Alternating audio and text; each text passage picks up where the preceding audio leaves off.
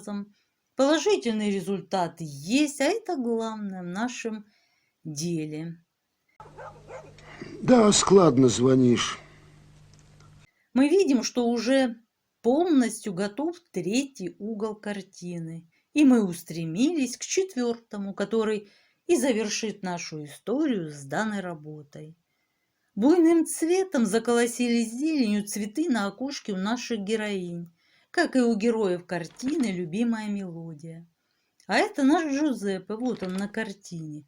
В преддверии зеленого праздника раздает соседям цветы для украшения их жилищ. Он на днях чинил в соседнем аббатстве башмаки монахам, и они, вдобавок ко всему, отблагодарили его еще и цветами, коих в большом количестве произрастает в их саду. В деревне очень любят этот праздник, поэтому цветочки были приняты всеми с большой радостью. И для меня, друзья, явилась большой радостью работать с такими сочными, богатыми на оттенки изумрудными цветами ниток. Листья вышиваются легко и быстро, группками. Всплеск эмоций, конечно, вызвали яркие соцветия. Такие острова отдыха от теплых коричневых стен и сероватых откосов. Наблюдаем, как образовывается окошко, через которое, глядя в мир, будут улыбаться наши хозяюшки. На этом этапе вышивки мне нравится то, что получается. Итак, друзья, перед нами 66% готовой работы. В крестиках это составляет 139 650. Напомню, вышито 10 363 крестика за 2 недели. И до конца работы осталось еще 71 950 крестиков. Ну вот, друзья, достижения обозначены, результаты продемонстрированы, впечатления озвучены. Вот мы и подошли с вами ко второй части видео. Кто интересуется только вышивкой, может, конечно, нас покинуть. Спасибо за просмотр, всего доброго и не забудьте поддержать меня лайком. А все любители истории вместе со мной совершат путешествие в прошлое. Так что настраиваемся на нужный лад и отправляемся. Фотография является знаковым изобретением человечества не только в XIX столетии, но даже за всю историю цивилизации. Данное изобретение принадлежит искусству и науке, позволяет ученым фиксировать знаменательные исторические события и личности, простым обывателям отыскивать в себе творческие способности и вообще предоставляет массу необозримых возможностей. А еще фотография послужила первой ключевой ступенькой к появлению важнейшего из современных искусств кинематограф, который является частью жизни практически каждого жителя планеты. О самых первых фотокадрах, принадлежащих различным областям науки, техники и общественной жизни, мы и поговорим ниже. В основе первых фотоаппаратов лежит камера обскура. Это темный ящик, но может быть размером с комнату, в котором проделано небольшое отверстие. Попадающий в него свет проецирует изображение на экран на противоположной стенке. Если экран покрыт светочувствительной эмульсией, на нем запечатлевается изображение. Первыми камерами-обскурами пользовались еще художники эпохи Ренессанса, чтобы писать реалистичные пейзажи. Первая в мире фотография. Знаменитая первая фотография носит название «Вид из окна в Легра». Была сделана в 1826 году. Изображает вид из окна мастерской Ньепса в поместье Гра, расположенном в городке Сен-Лу-де-Варен, французской провинции Бургундия. Низкое качество мешает рассмотреть детали. Тем не менее, можно увидеть две стены и покатую крышу какого-то здания. На дальнем плане заметны дерево и еще один дом с отчетливо видимыми окнами. Экспозиция снимка Время, за которое свет оставляет различимый глазом отпечаток на светочувствительном материале, составило около 8 часов. А затем негатив был отпечатан с металлической пластины. Так выглядит пластинка с запечатленным светом изображением с видом из окна Нисефора Ньепса. Первая в мире цветная фотография. Дебютное фото в цвете сделано по другую сторону Ла-Манша усилиями шотландского физика, математика и механика Джеймса Максвелла, который в ходе своих исследований по смешению цветов начал экспериментировать с фотографическими аппаратами. Во время лекции в Королевском институте, которая проходила с 17 мая 1861 года, в качестве доказательства своей теории трех основных цветов, физик представил первую в мире цветную фотографию. На фото изображен трехцветный бантик, тартановая лента. Первая в мире фотография человека. Снимок бульвара дю Тампль в Париже Луи Дагера считают первой фотографией, на которой есть человек. Дело в том, что в первые годы после изобретения фотографии время экспозиции было очень большим.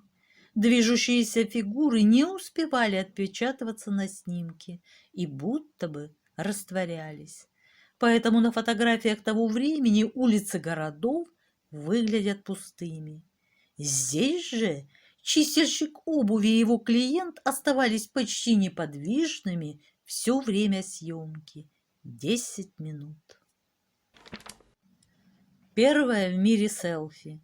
Термин селфи – изобретение нынешнего века. Однако дебютный самоснимок сделан в начальный период существования фотоискусства, в 1839. Принадлежит американскому инженеру-изобретателю Роберту Корнелиусу. Изобретение Луи Дагера очень заинтересовало Роберта, поэтому он собрал фотоаппарат из подручных материалов и экспериментировал с химическими соединениями для закрепления снимка. Затем установил фотокамеру на своем заводе, провел перед объективом несколько минут и произвел на свет первое селфи. Первая фотография – фальсификация. Кроме Ньепса и Дагера в истории есть еще один изобретатель, боровшийся за звание отца-основателя фотоискусства. Этого человека зовут Ипполит Бояр. И пусть он уступил соотечественникам первенство, зато в отместку Бояр опубликовал в 1840-м собственный мертвый фотоснимок, обвинив конкурентов, что из-за их происков покончил жизнь самоубийством. На самом деле автор собственного прямопозитивного фотопроцесса скончался много позже, в 1887, и вошел в историю как автор первейшей фотофальсификации. Первая фотография царской особы, 1842 год. Первым запечатленным на фото членом королевской семьи стал муж королевы Виктории, принц Альберт. Интересен этот снимок тем, что до этого монарших особ увековечивали только на дорогих живописных портретах. Использование дагеротипа подчеркивало увлечение принца Альберта новыми идеями и технологиями. Так выглядел принц Альберт на портрете живописца Франца Винтельхарта в том же 1842 году. Принц Альберт был сторонником прогрессивных наук и ценителем искусства. В фотографии он открыл и то, и другое. Царственный супруг королевы Виктории раньше многих своих современников разглядел многогранную природу и возможности фотографии, начал всячески содействовать ее развитию и собрал важный архив старинных снимков. Наряду с портретами в архиве широко представлены все фотографические достижения времен викторианской эпохи. Фотографии драматичных и страстных театральных постановок, портреты европейских монархов, памятники архитектуры, умиротворяющие пасторальные сцены, королевские резиденции, а также имевшие популярность так называемые этюды из жизни, сюжетные последовательности из повседневности. Принц Альберт непоколебимо верил в фотографию и патронировал ее с 1842 года. Вместе с королевой Викторией он покровительствовал Королевскому, изначально лондонскому фотографическому обществу, основанному в британской столице в 1853 году. Принц посещал собрания общества и выставки, покупал работы фотографов и поддерживал исследования причин выцветания фотографий, что вызвало и его особую личную озабоченность как коллекционера. В архиве принца Альберта около 10 000 собранных и заказанных им работ фотографов-первопроходцев XIX века.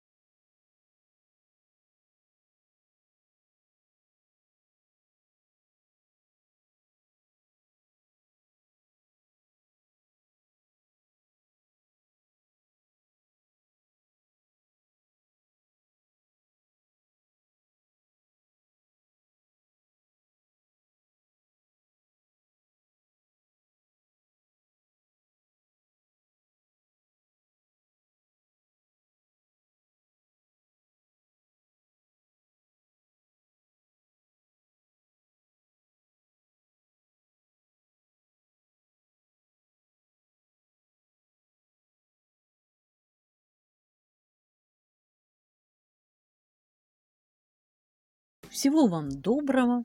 Пока-пока.